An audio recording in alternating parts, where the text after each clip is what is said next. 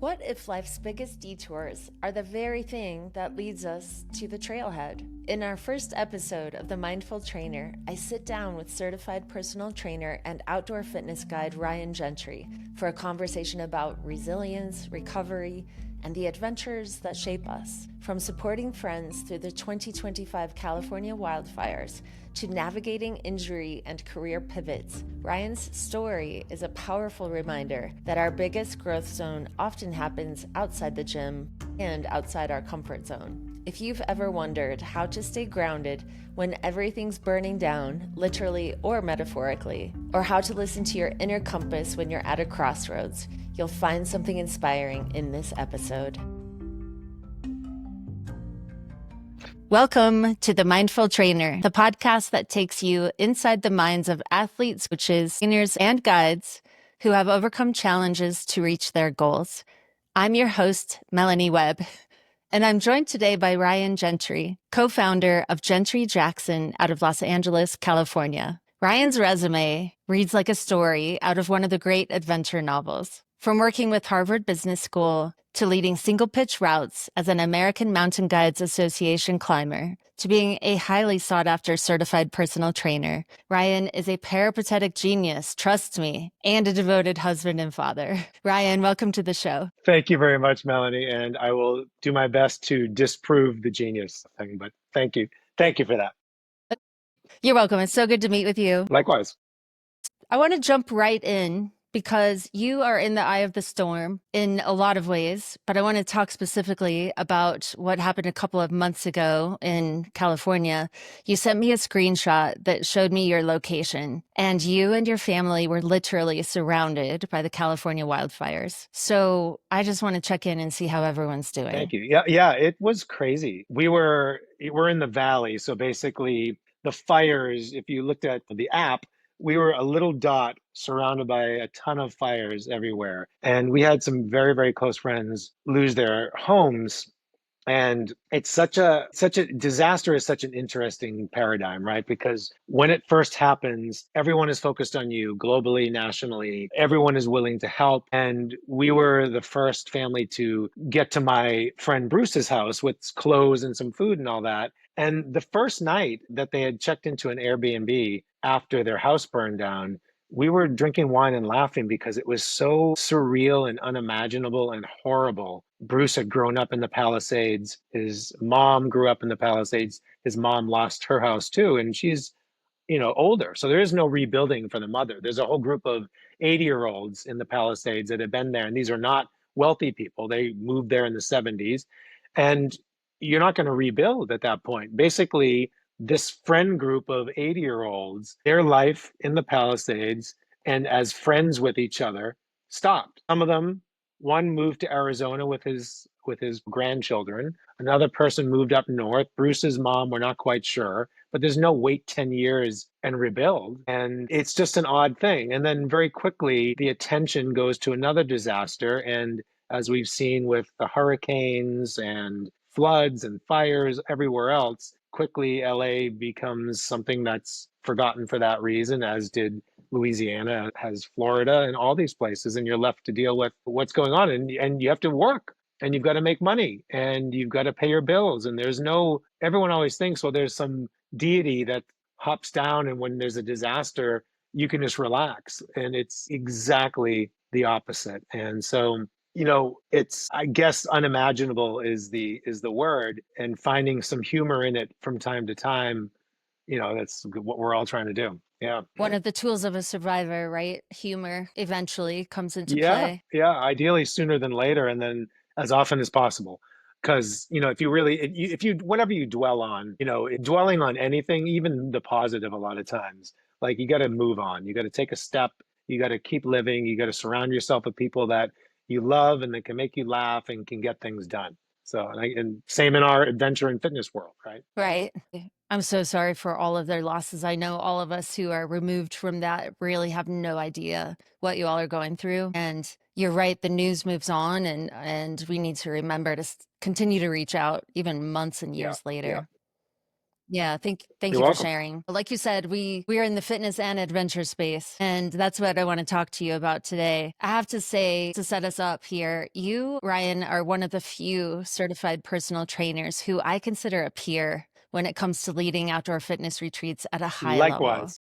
Thank you. I was so excited when we were introduced to know you were out there doing your thing. It gave some, I don't want to, the word isn't merit, but it made me happy that someone else shared these double passions, if you will, a foot in the outdoors, a foot in the indoors. I want to talk about what led you to start taking your clients into the outdoors. And I wonder if it was a result of living in California and having all these spectacular landscapes out your back door, or was it from a deeper motivation? I mean, living in California helps, but I grew up in Boston and I grew up in the city.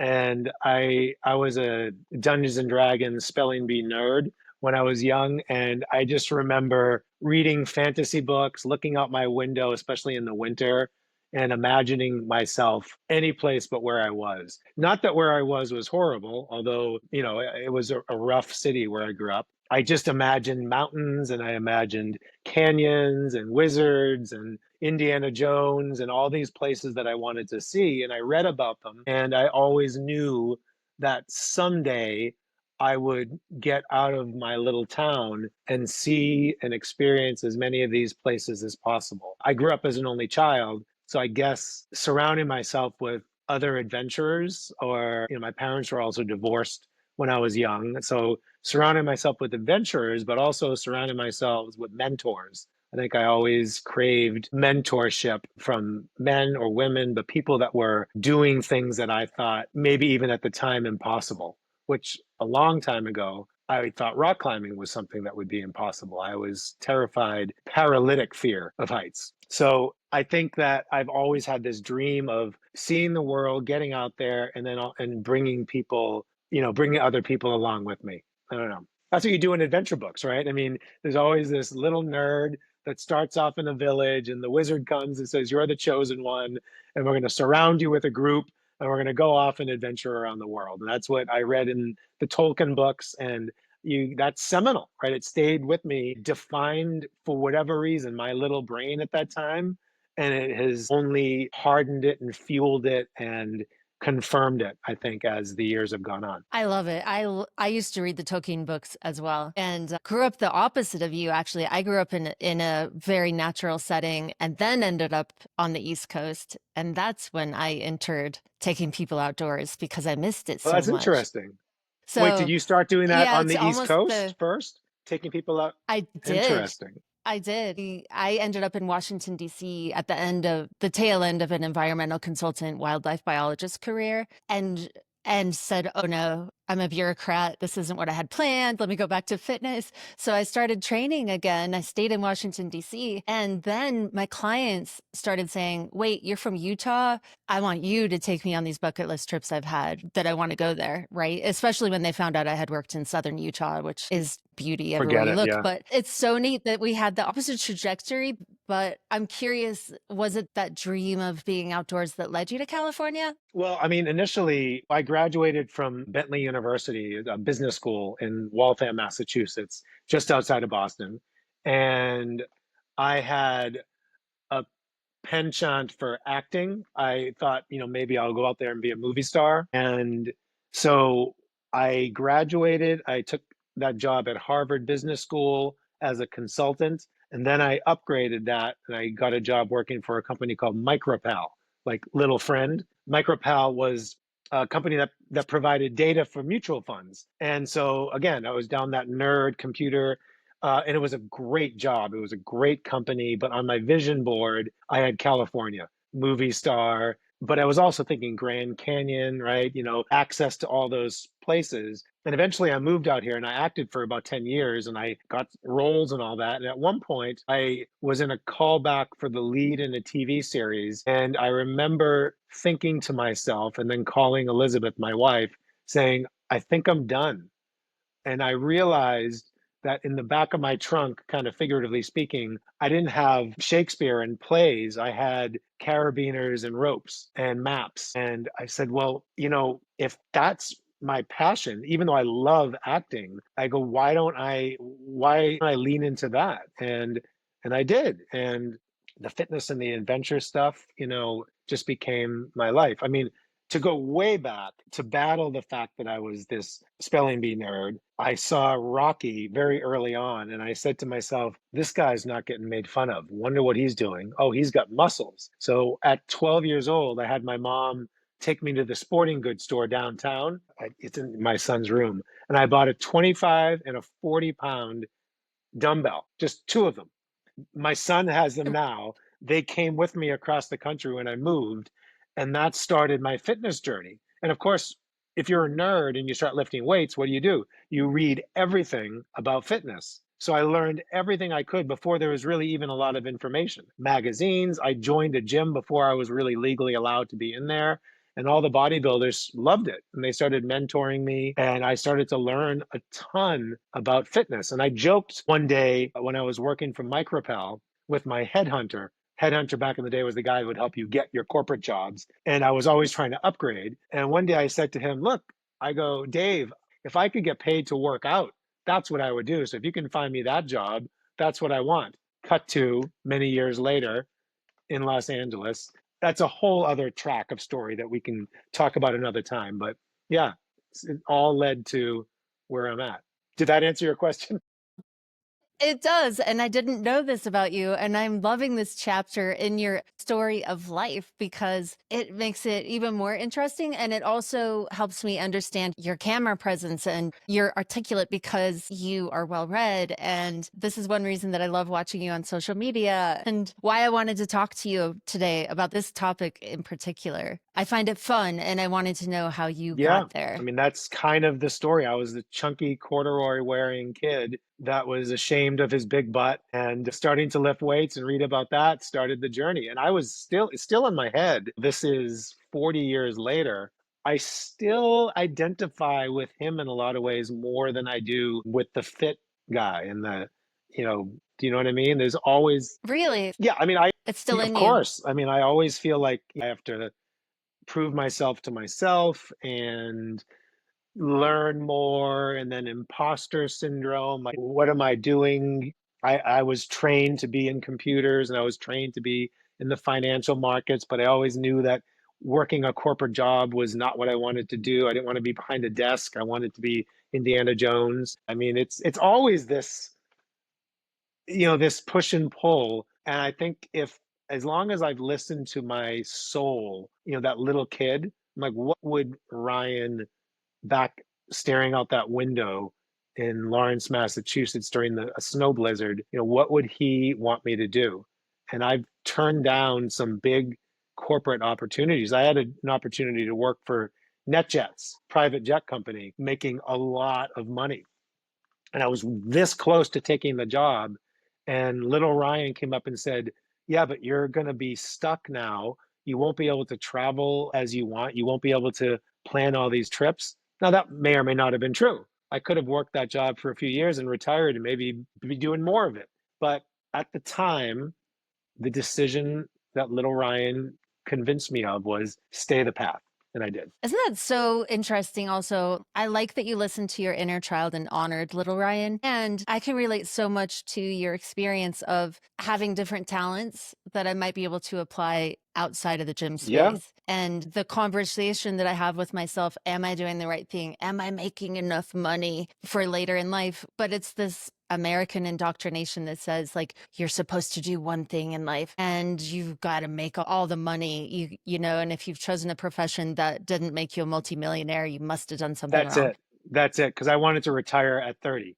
That was the goal. From the young Ryan also said, I will be a millionaire by 25, which was a lot of money then. Now it's nothing. Not nothing, but I mean, comparatively speaking. Yeah. So there's that the dichotomy of like money and freedom. Some people think money is freedom, but a lot of times money is an even bigger prison. And you and I know that more than a lot because we're our clients. I mean, I have some billionaire clients. I have clients that have more money than just about anyone on the planet.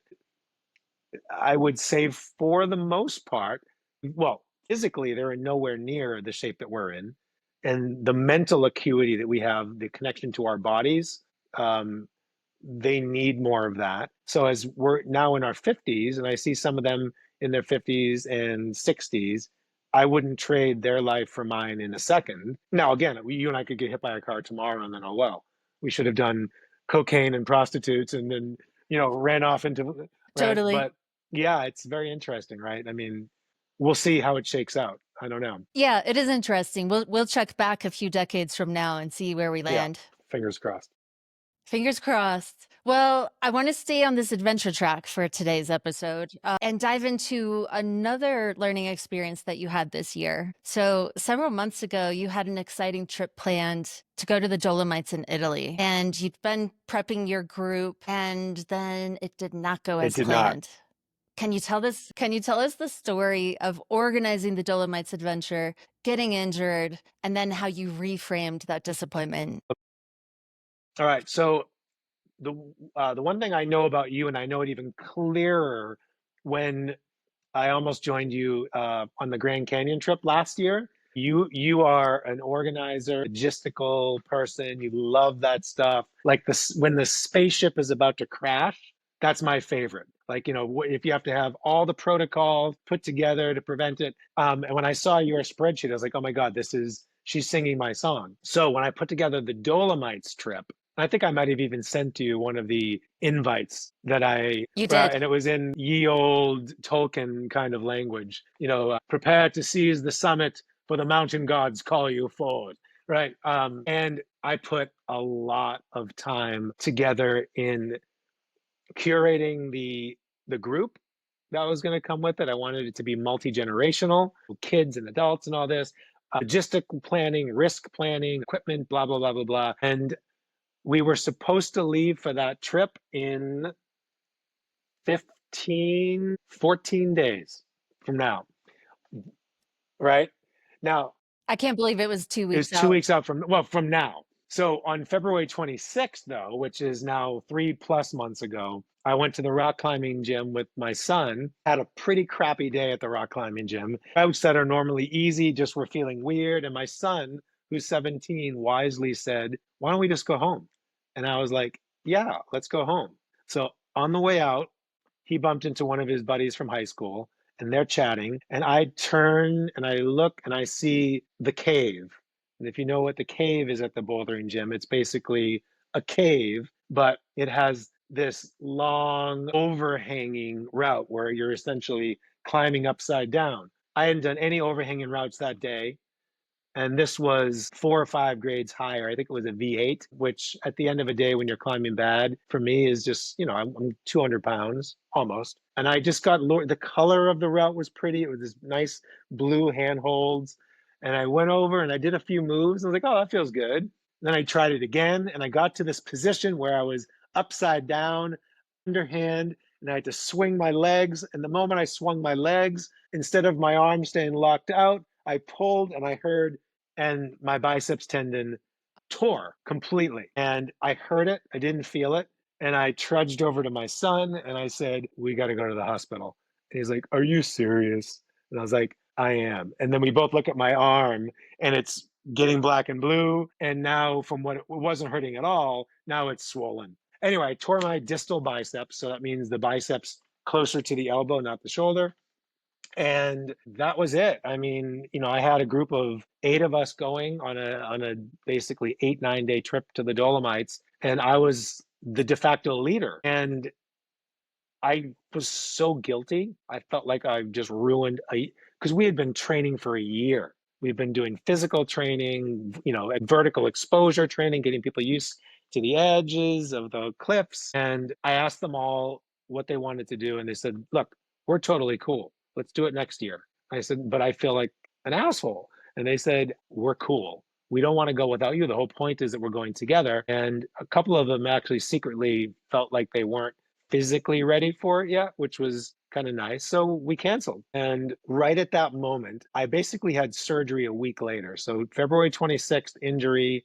I went into hyper nerd mode. I found the exact doctor I wanted to work with. I looked at just everything that needed to be done, did all my research, had the surgery 7 days later, and I was in recovery. And I said to myself, that I was going to feel grateful for this injury, which I've never done that before. I've had surgeries in the past, but I'm going to look at this as an opportunity to show myself, my family, and my clients that an injury doesn't have to turn you into a butthole. You don't have to be miserable. And I'm going to figure out a way to, help this transform my goals of how I train myself, decision making, right? Even someone who usually makes pretty smart decisions, this was a bad one. And somehow I kept that attitude the whole time. Lie to you and say I made the decision and I just stuck to it. I don't know how. My wife doesn't know it. Friends of mine that have had the same injury, their wives basically have said, my God, John was miserable. He was complaining the whole time. That could have been me. It wasn't.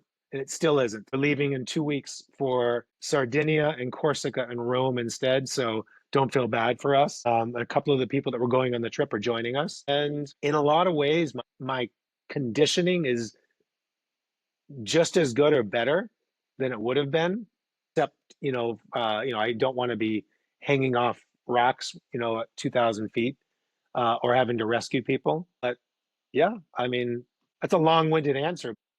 I don't know why I made that decision. I don't know how I did it, but I will tell you that it really saved the energy in the house. It set a really good example for my clients to not wait when an injury occurs, hop on it. When doctors tell you we can't see you, don't take that as an answer.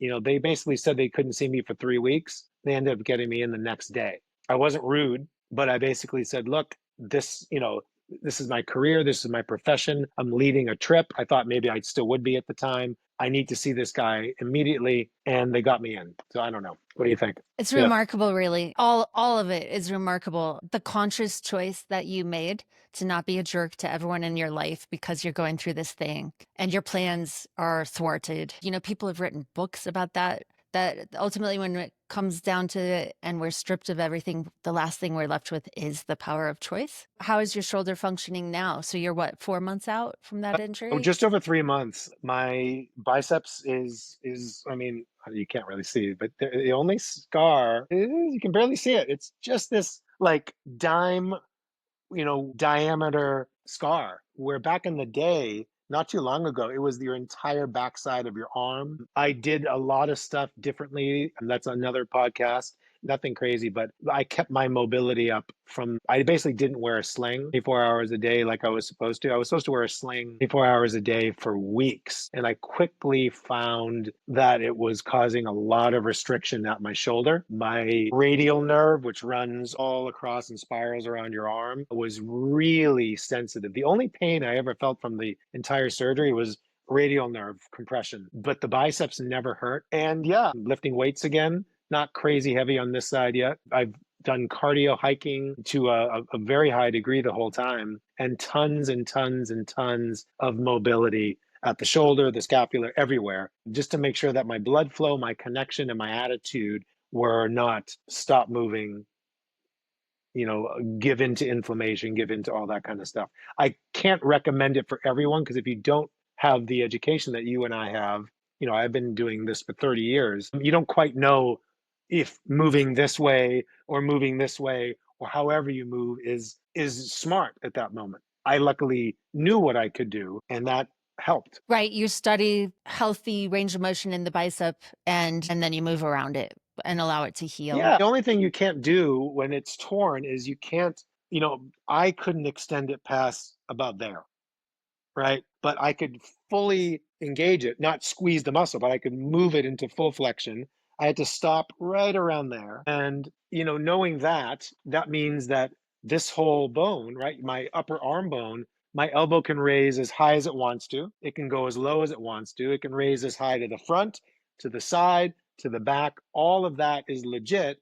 And then everything in between. And I can shrug and I can do this. I can massage everywhere around it to keep the muscles flowing blood and healing and pumping in good stuff and bad stuff out. That makes a big difference, and no one, for the most part, when they're recovering from injury, has that at their disposal. And if so, they would have to pay someone a lot of money. And it's that made me feel very lucky, and it also made me a little angry that that's where the world is at, that people are just basically left to immobilize and not be sure, think they're going to hurt themselves worse, think that resting and immobility is the answer. And honestly, that's never the answer, really, right?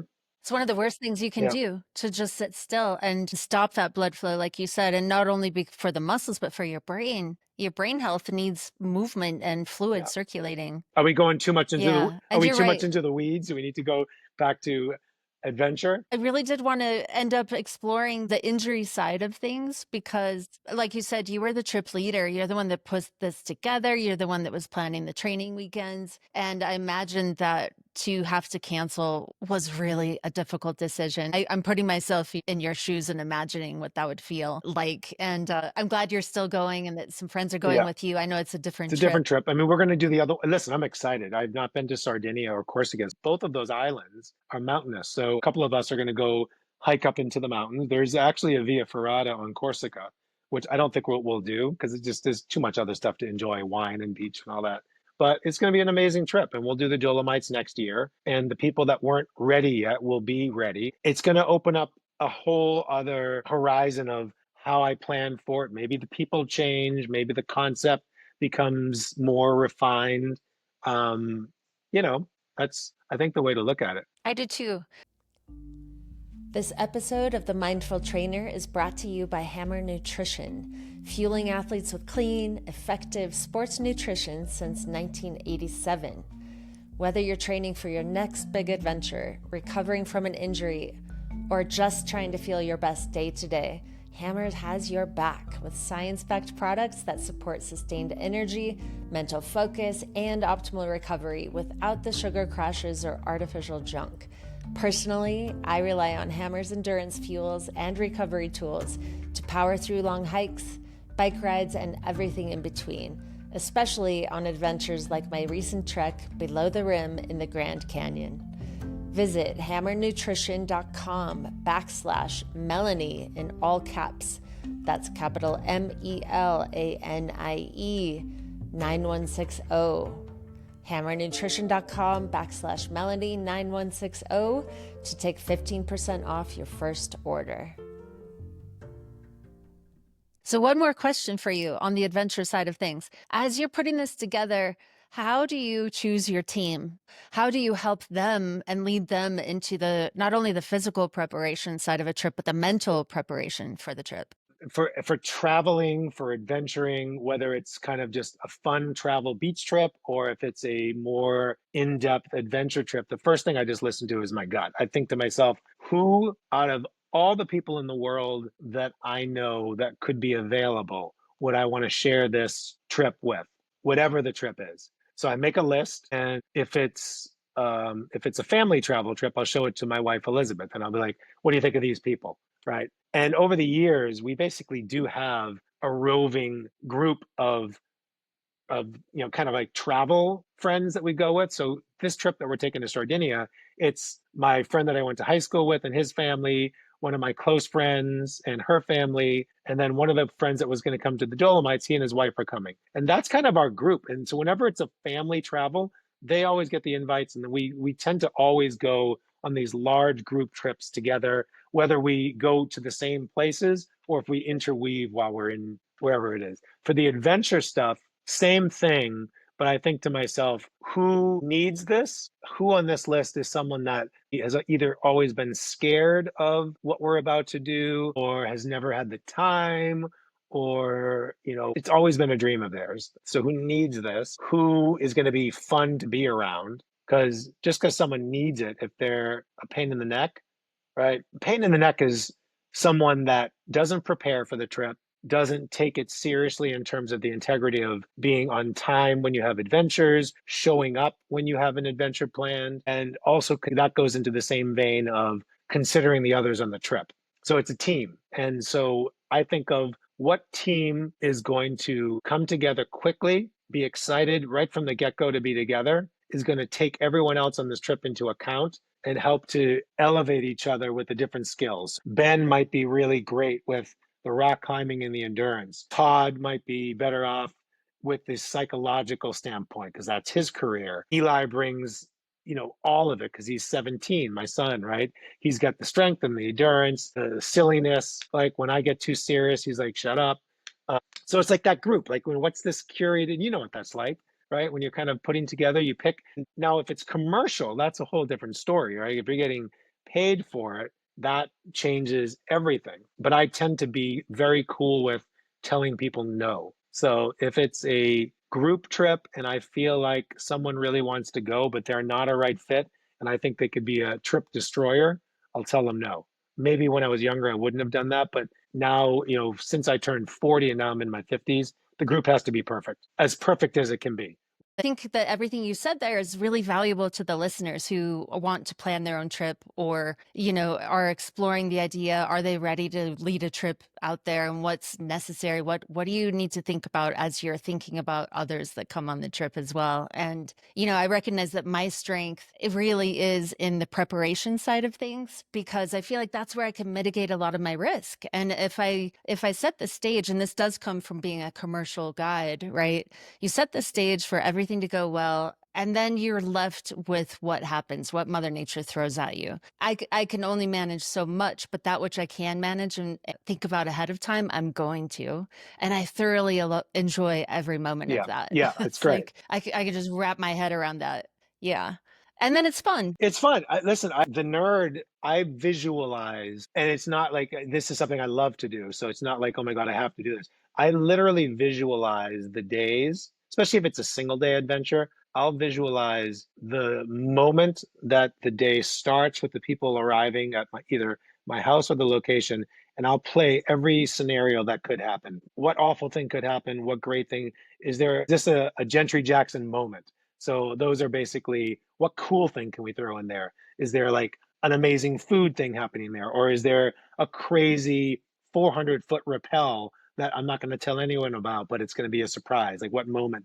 And then just play off the risk mitigation, what I think people are going to need or experience, whether it's their gear, the shoes, the socks, the hat, the sunblock, who's carrying that, all this stuff that could happen. So one of my mentors many years ago, he said, you should always think of, no matter where you are in the wilderness, if there's a question, you want to be able to at least give it an answer, even if the answer is, I don't know. If a ranger comes up to you and says, where are your permits? Right? You've got your permits. You don't make up a story because you're guerrilla guiding out there. If lightning is striking, you're not crossing your fingers and hoping. You know what the protocols are for that, depending on where you're at. If someone gets hurt or if someone sprains an ankle and this is a through trip, well, what happens? Does the trip stop because that person sprayed their ankle? What's the evacuation? What's the situation? Is there someone as a backup? All these things, I think you and I, we try to give it a lot of thought so that it looks like to the rest of them, like nothing's happening, right? It's just, oh yeah, this is what you do. When you do it correctly, it looks less. Even though it might not be at all. All that anticipation. Yeah. It's not at all. It's work. It's like the mental load, the emotional load of executing a great trip. Yeah, responsibility. You feel like not only do you want the trip to go injury-free, but you also want them to leave feeling, my God, that was one of the greatest experiences of my life. What's next, right? Anything less than that is a fail. Yeah. I agree. It's a fail. And that what's next, let's go do it. It's the best reward. Yeah. Yeah. So. Well, Ryan, amazing insights. I would like to invite you back so that we can talk more about your fitness side of things. Can we do that? Yeah, anytime. Great. Before we do, can you share with people how to connect with you? Sure. Well, you can go on my vast followership of Instagram, and that's Ryan, as in Michael Gentry. So Ryan M. Gentry. But yeah, that's probably the easiest way to find and get an idea of what we're doing at the moment and what we've done in the past. Yeah, what other modes of communication do you want me to divulge? My address, my social security, my phone number? What are you looking for? Yes, we want it all. You should know that's already out there, Perfect. though. Yeah, of course it is. Yeah, of course it is. Yeah. Okay, good. Of course it is. No, the Instagram's great. That's where I follow you as well. And you can also, of course, ask you and vice versa. So whatever anyone has adventure or fitness questions, ask Melanie about me, and people can ask me about Melanie. Deal. And I'll put it in the show notes. Perfect. Too. Ryan, thank you. Bye-bye. Talking to Ryan was so much fun. If you enjoyed listening, go ahead and subscribe to the podcast and leave a review on your favorite platform. Your feedback not only helps others discover the show, but it also fuels our mission to support and inspire anyone facing physical and mental hardship. To stay connected and receive updates on future episodes, behind-the-scenes content, and additional resources, visit webbwell.com, that's WEBBWELL.com, and sign up for our newsletter. Peace, everybody.